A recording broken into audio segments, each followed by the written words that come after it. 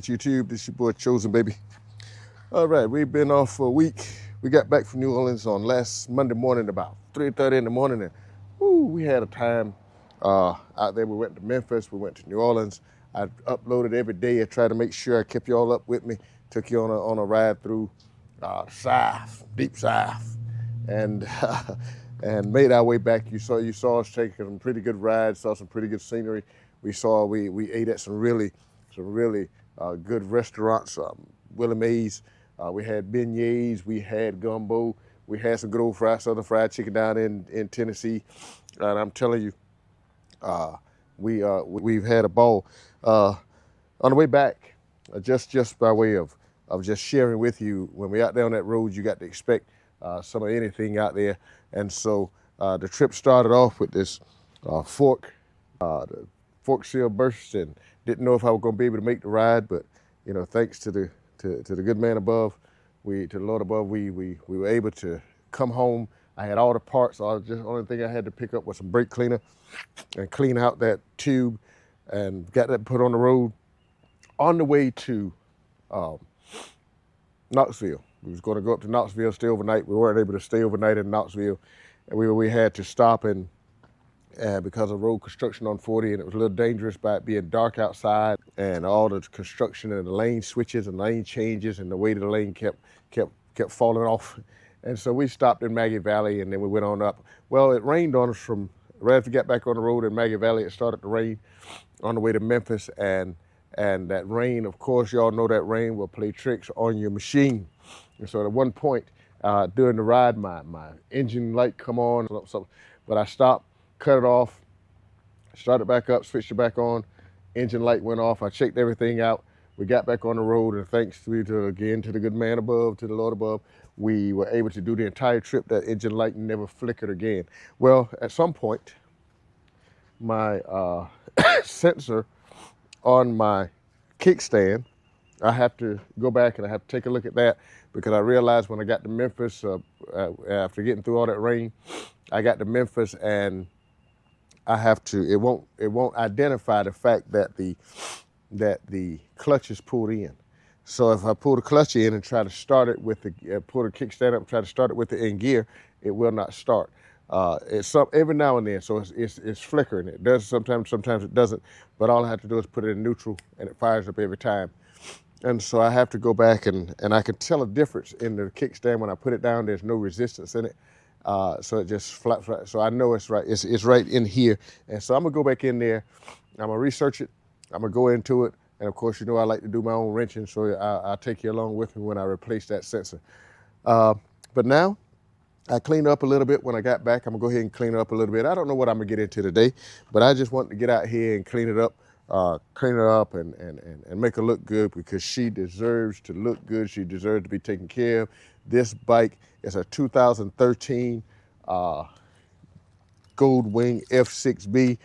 I have, as of right now, when I bought this bike, it had 22,000 miles when I bought her. So 61 of those 83,000 miles, she's been with me.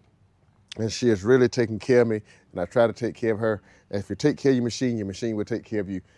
So I'm gonna get ready to wash her up, and I'll take you along with me. I'll probably speed you up a little bit, so you won't bore you to death through the process, but I'll let you see the end result. But I'm back. I just took a couple of days off to kind of rest and regroup. I got back on Monday. I had to go back to work on Tuesday, so I sat the camera down and didn't pick it up for the entire week. It stayed in my bag the entire week. I didn't pick it up.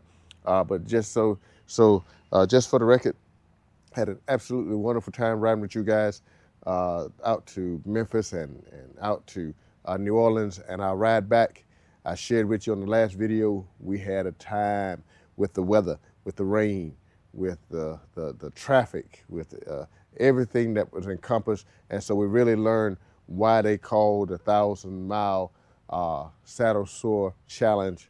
We understand why they call it a challenge. It's not just a challenge because of the miles. It's not just a challenge because of the time. It's a challenge because of everything that you'll endure while you're out there. And that's indicative of life. Life has its way of challenging you when you feel like you are having your best day, when you feel like you're on the road to success. Sometimes there are things that come that will try to deter you or abbreviate that track that you're on.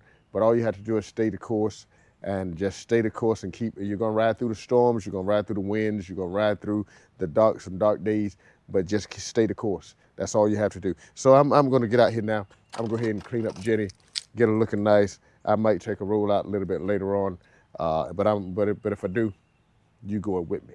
So let's get her done.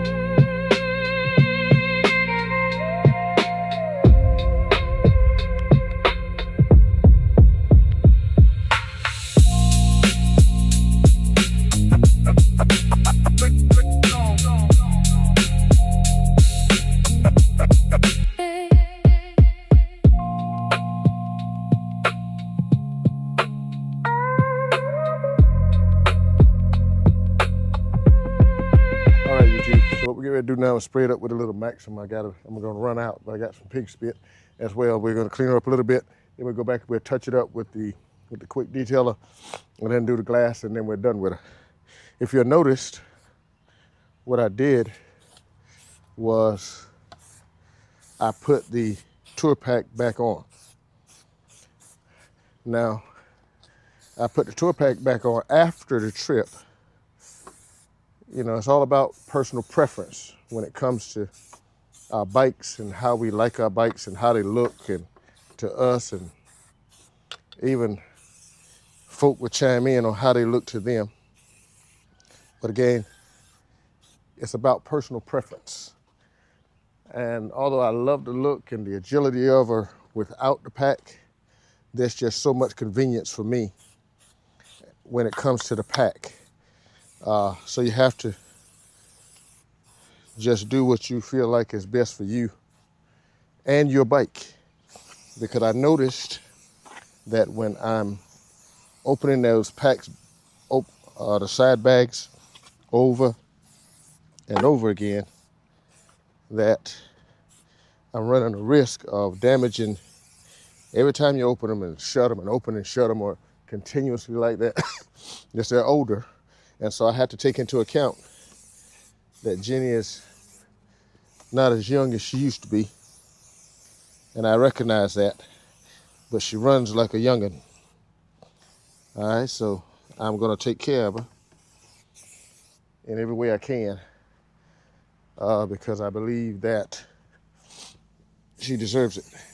The way she run out there in Mississippi and New Orleans, running with my friends and I'm just gonna tell you, I love riding with these guys. These guys be rolling, man. They do not back off that throttle. And so when we lay into those throttles, and I have to go and finish her up. I just run out of that Maxim. And what I'm using, for the most part, when I can't get my hands on the pig spit because they don't make it here as often, so it's called Maxima Racing Oils. It's the SC1, and it's just like the pig spit. All you have to do is spray it on. You can wipe it if you like, but I normally just spray it on and just leave her and let her just hold me. And it'll last through a couple car washes without having to reapply. And so now I'm gonna go in here and grab the rest of the pig spit, and so I can get this done. All right. I was told while I was away we bought some more of this pig spit, and I was told that the pig spit, that this product is used for Harleys, but when they took hog off and put pig, it made it applicable to Hondas.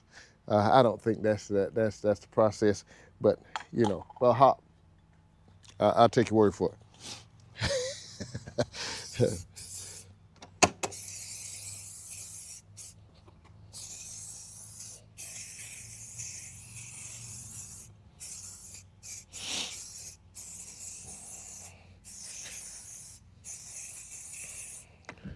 I am noticing that SC1 applies easier and more evenly than this pig spit. This pig spit is a hard aerosol, pretty much, and it's almost as if you're gonna lose half of it in the process. But that SC1, it just sprays evenly. And so, but what I like is I can spray everything. I can spray everything up here, and she works. She looks fine. She looks good, and she stays there. So, all down in the no man's land. And so there you have it. Oh, one more thing. Since I put the rack on, I have to go back and do my rails on my bars on my truck, and so I have to put a towel up under it to keep from spraying my entire trunk and overspraying. So I put a towel underneath. Go ahead and spray her up, baby. Get her looking good. Coat her, because if not, she'll look a little dull. I can't have that. Everything else looking good, and my rack looking dull. So I have one more thing that I want to do to her. You'll see it when I do it. I just got to figure out how to get it to work.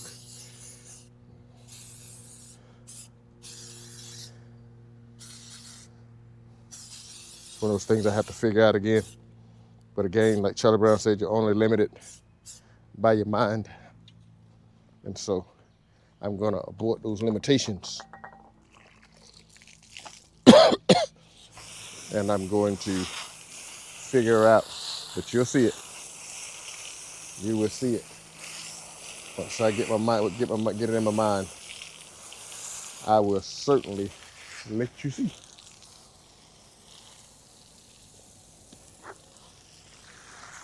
I'm just gonna be honest. A lot of people going, why don't you upgrade? Why don't you upgrade? I get it. But the reality is, when you have a machine that's running and treating you well, and I'm just having a problem just saying, and I gotta be honest. I know how YouTube operates for the most part, and I know I would get a lot more content if I go ahead and upgrade. And if I go ahead and upgrade and start to put on all the parts that come along with the 24s, 25s, 26s, all the electrical connection parts and all of the gold stripe parts, and it would take me a long way as far as content and having content to put out. But wait a minute. This is just a pastime for me. This doesn't pay me. And so for me to go out and spend $30,000 and then begin to upgrade it just for the content is not working for me at the moment. But when I'm ready to buy, then I certainly am considering. And for the record, I'm considering that DCT. Yeah, I think I'm considering that DCT. I am. I really am. Sonian, Kelly, man, y'all got me convinced that DCT is the way to go. And so when I do decide to upgrade, I gotta have it. I gotta have it. I love those bikes. My brother has the 24, and I love that look. Just looks aggressive. Just looks like right here, the way they got it cut, just looks like a spaceship. And so I'm going that route. But I think when I go, I'm certainly considering going for the DCT. All right? So now you know. Now you know. It's just a matter of maxing out everything that Ginnie and I can do and knowing when to pull that trigger. And go ahead and do what we got to do. All right, so everything else is done. Now come back and clean up the glass, baby. Windshields, and mirrors, and lights. Go ahead and get everything done. This is always the last of it. Last.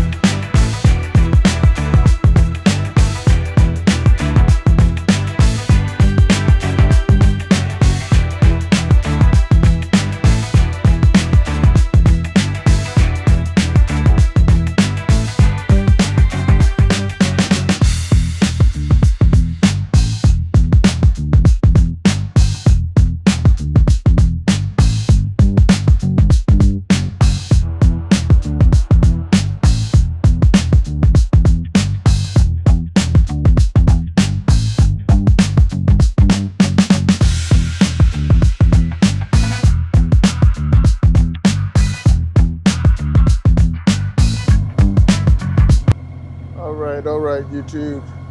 It's your boy Chosen, baby. I cleaned up Ginnie today, and I rode out here to Lake Waccamaw just to get me a quick look and see if I can run across any gators down here. Didn't have nothing else to do. Didn't feel like getting too far away from home. Was out all week last week. And so this week I figured I owed home just a little bit of time here. And so I stayed home and around the house most of the day. Then got out here to just kind of take a look around. And so I cleaned up Ginnie. You can't clean it up and leave it sitting in the yard. So I cleaned her up. Just took me a quick ride out to Lake Waccamaw, North Carolina. Looked like they had a bunch of people who are, a lot of people are in their vacation homes at this point here at Lake Waccamaw. And so I'm trying, it looks like there's a fair amount of growth, overgrowth that has grown up here along the canal side of the lake where we usually catch our gators or are able to see our gators. And so I'm kind of just riding along, seeing if I'm gonna get me a gator sighting today. Actually, I do. I'm trying to see if I can get you a look at it. Let me get my other camera and I'll see if I can't get a look. I'm not sure if you'll be able to see this gator, but just beyond the wood line over there, you're gonna have to look all the way across. I better look down at my feet. But right there, oh, look at it. He is coming into the water. Beautiful, beautiful gator. And he's made his way down into the water. His tail is still out. His eyes are still out, so he's looking at me, watching his surroundings. I've got my eye on him, and he has his eye on me. I think he wins. And so I move on to the next gator that's not looking at me and not coming toward me. I was filming one gator. He come down, left his perch, and come down into the water to where and he's making his way across. Oh, shoot. He is making his way across the water toward me. That's unusual. I don't know if you can see it. I hope you can. That's about as close as I want to be to it.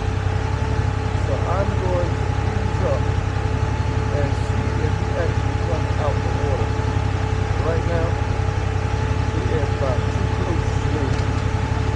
Right here, he has come all the way up to right here before me. And so I'm going to stand here and look at him for a second. But I'm getting ready to give him his territory back, because I don't know quite how fast those things move from the water to the land. So, see you later, Mr. Gator.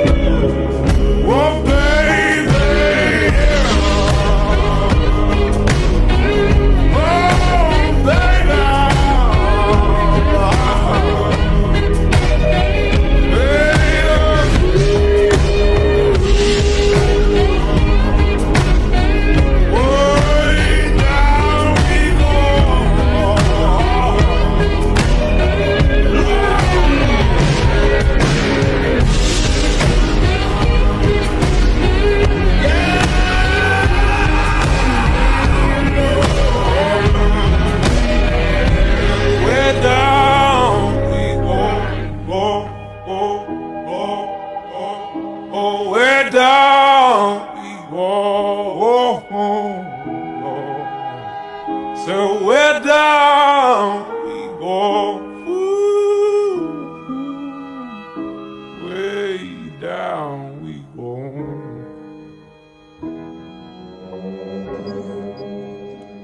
all right, YouTube. We done for the day, baby. We're gonna go inside this house and relax for a minute. Just want to get out here today, ride around a little bit, take you with us. If you like the video, do me a favor, do like soon as Juju tell you. Like, comment down below, subscribe, and hit that notification bell, baby. We're gonna be out here, get back up and moving.